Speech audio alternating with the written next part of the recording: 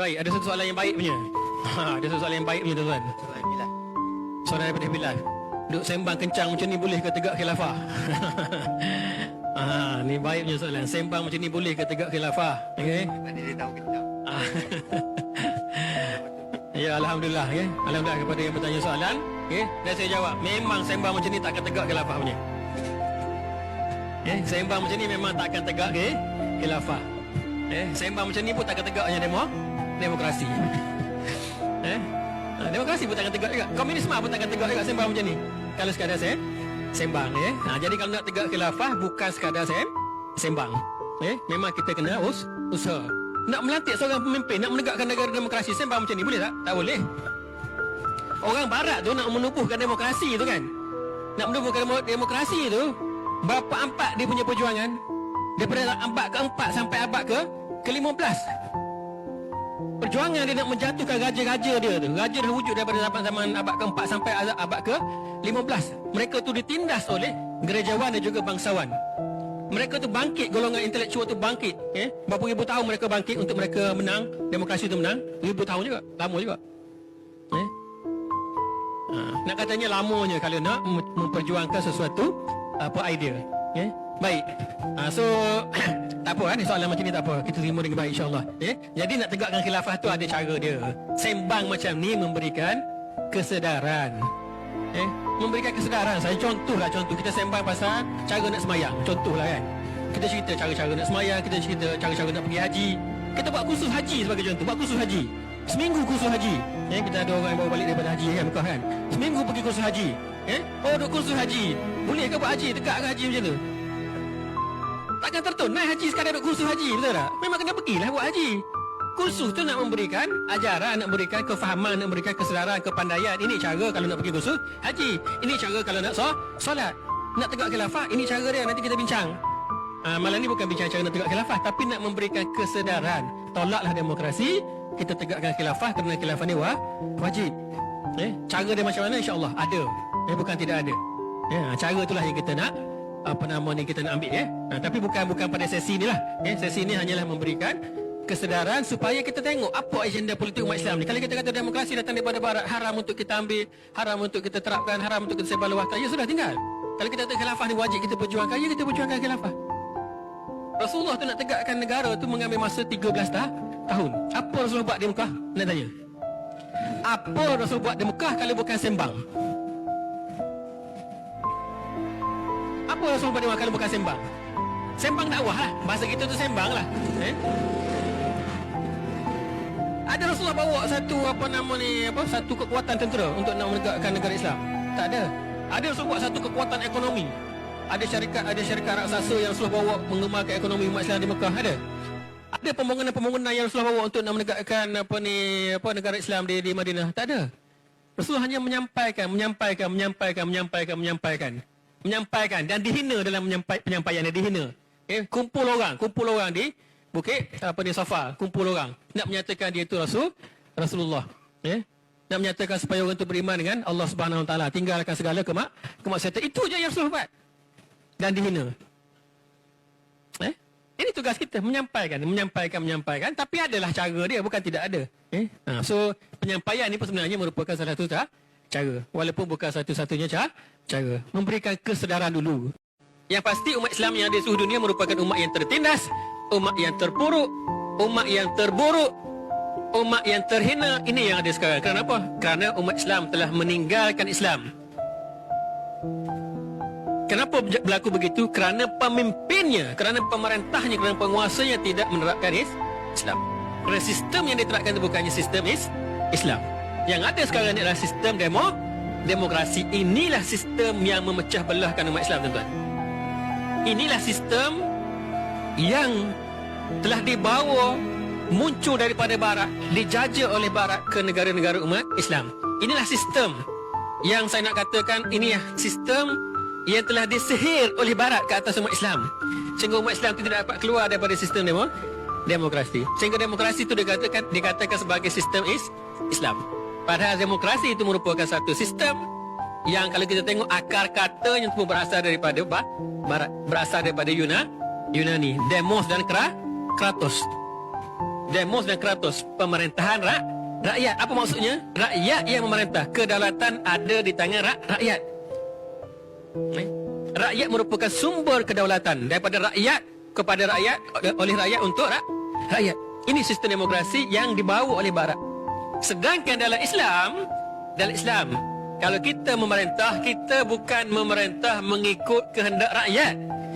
Kalau kita ni sebagai penguasa, kita memerintah mengikut kehendak Allah Subhanahu Wa Taala. Itu demokrasi, meletakkan kehendak rakyat. Demokrasi memberikan rakyat untuk membuat hukum, memberikan kuasa kepada rakyat untuk membuat hukum. Ini demokrasi.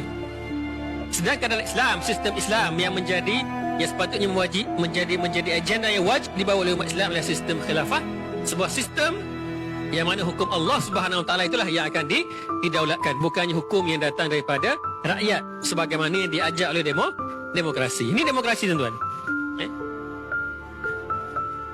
Kalau saya tanya, Barat suka tak dengan demokrasi?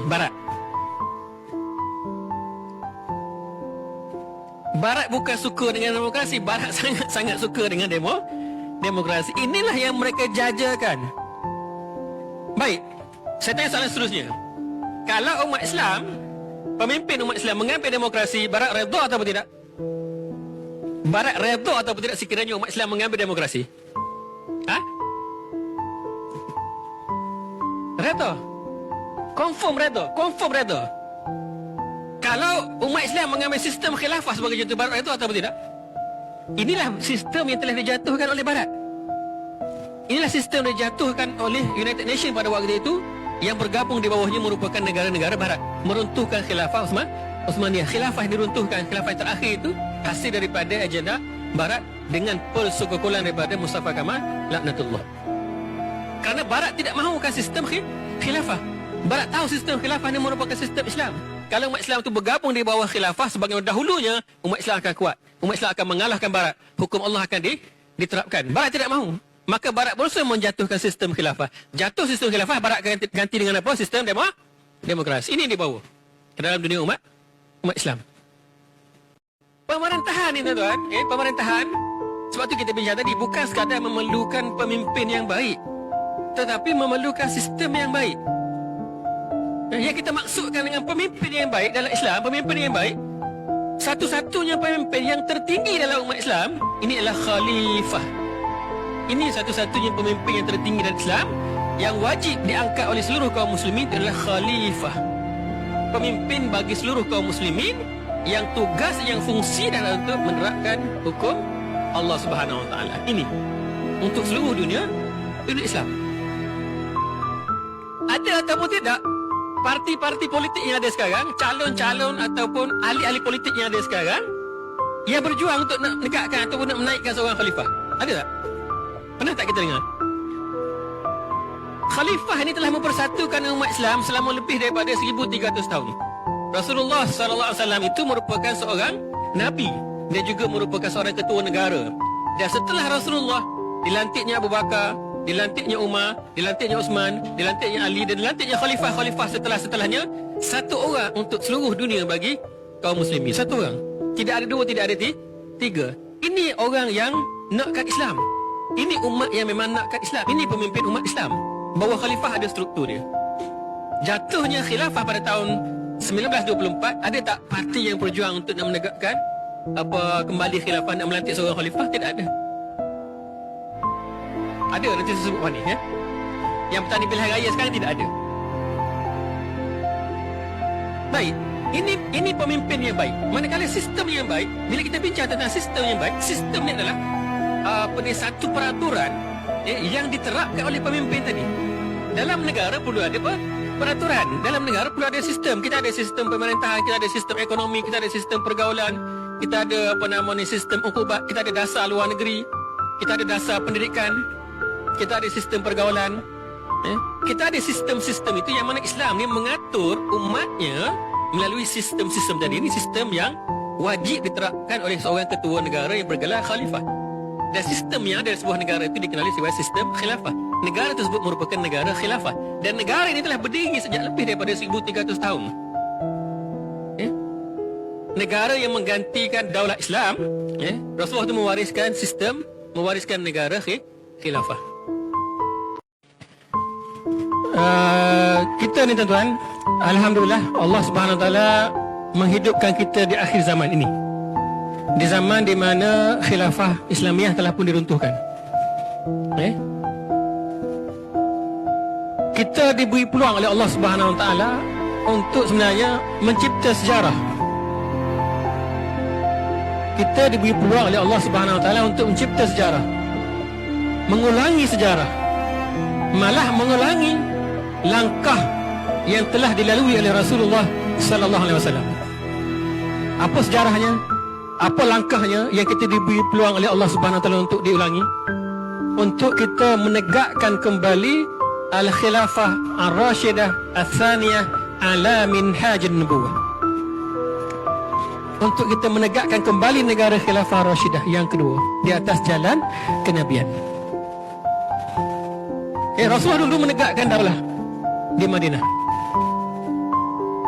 Berdiri daulah Islam ini ataupun khilafah Islamiah ini selama lebih 1300 tahun, jatuh pada tahun 1924. Ramai ulama terlahir di zaman khilafah, dan mereka tidak diberi kesempatan oleh Allah Subhanahu Wa Taala untuk menegakkan khilafah kerana mereka hidup di zaman khilafah. Mereka mempunyai kemuliaan mereka yang tersendiri, mereka mempunyai kelebihan mereka tersendiri. Tetapi ada satu kelebihan yang Allah berikan kepada kita, yang mungkin level kita tidak setanding dengan mereka, tapi Allah Subhanahu Wa Taala memberikan kelebihan kepada kita untuk mengulangi sejarah, mengikut jejak langkah Nabi Muhammad sallallahu alaihi wasallam untuk menegakkan daulat Islam. Dan cara untuk menegakkan kembali daulat Islam ini yang telah pun dijanjikan oleh Allah dan Rasulnya akan kembali ini, caranya tidak bukan adalah mengikuti kembali jejak langkah Nabi sallallahu alaihi wasallam. Dan kita berpeluang untuk melakukan perkara itu, insya-Allah. Dan hal itu hanya dapat dilakukan sekiranya kita ada agenda politik untuk menegakkannya, insya-Allah. Jadi kita sama-sama usahakan dan kita doakan semoga melalui tangan-tangan kita lah Allah Subhanahu Wa Taala menegakkan kembali khilafah ar-rashidah ats-tsaniyah ala minhajin nubuwah. Demokrasi terlahir daripada ideologi kapitalisme. Demokrasi terlahir daripada ideologi kapitalisme, terlahir daripada akidah sekularisme yang memisahkan agama daripada kehidupan.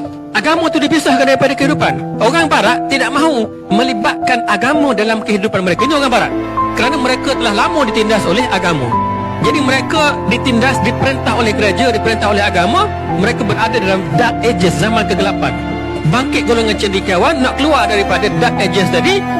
So mereka menolak golongan gerejawan, mereka menolak golongan bangsawan yang menindas mereka, memerintah mereka atas nama agama. Mereka ingin memerintah sendiri. Perjuangan yang begitu lama di antara golongan gerejawan dengan golongan cendekiawan dengan golongan bangsawan, kompromi di antara mereka menghasilkan sekularisme, di mana agama itu dipisahkan daripada kehidupan. Kamu nak agama, pergi pada gereja. Pemerintahan kami tentukan sendiri. Halal dan haram kami tentukan sendiri. Baik dan buruk kami tentukan sendiri. Nak agama, pergi ke gereja. Ini orang-orang barat. Ini tidak ada kena dengan Islam. Daripada sini terhasilnya demokrasi. Pemerintahan yang datangnya daripada rakyat terhasil daripada ideologi kapitalisme yang berakidahkan kepada akidah sekularisme, pemisahan agama daripada kehidupan. Nak memerintah, ini masuk demokrasi. Nak memerintah, kita tentukan sendiri undang-undangnya, kita tentukan sendiri peraturannya. Allah Subhanahu Wa Taala jangan campur. Allah Subhanahu Wa Taala ada kat masjid, Tuhan ada dekat gereja. Allah Subhanahu Wa Taala tidak ada dalam parlimen. Allah Subhanahu tidak ada dalam masalah ekonomi negara. Allah Subhanahu tidak ada dalam masalah pergaulan negara. Allah Subhanahu tidak ada dalam undang-undang negara. Dalam hukumat tidak ada. Dalam mahkamah tidak ada Allah Subhanahu Taala. Allah Subhanahu Taala hanya ada di masjid. Ini sekularisme. Terhasil daripada demokrasi. Nak buat undang-undang, Allah Subhanahu Taala dengan nabinya diketepikan. Nak buat undang-undang, kita buat sendiri. Kita tentukan sendiri undang-undang. Parlimen hak kita. Di mana Allah keluar daripada parlimen. Allah tidak berada dalam parlimen. Ini demokrasi. Ini demokrasi. Hak membuat undang-undang itu ada di tangan manusia. Mengenepikan hak Allah, menafikan hak Allah. Dalam demokrasi al-musyari', pembuat hukum itu adalah ahli-ahli parlimen, mengambil hak Allah sebagai al-musyari'. Ini demokrasi. Sedangkan Allah Subhanahu Wa Taala menyatakan inil hukmu illa lillah. Hak untuk membuat hukum itu hanya ada pada Allah Subhanahu Wa Taala. Ini demokrasi. Bincanglah demokrasi kat mana-mana sekalipun, inilah intipati kepada demokrasi. Inilah sistem yang diberikan oleh Barat kepada umat Islam. Barat tak apalah, dia dah tolak agama. Dan dia tak ada sistem pun dalam kehidupan dia. So dia buat sendirilah sistem dia. Tapi umat Islam ada sistem dia, ada agama dia, ada Allah di mana saja. Di masjid ada Allah, di surau ada Allah, di parlimen ada Allah, di bangunan-bangunan apa sekalipun ada Allah Subhanahu Taala di situ. Allah ada di mana-mana. Kita ni wajib mengikutinya perintah Allah Subhanahu Taala. Tapi dalam demokrasi, Allah itu disisihkan.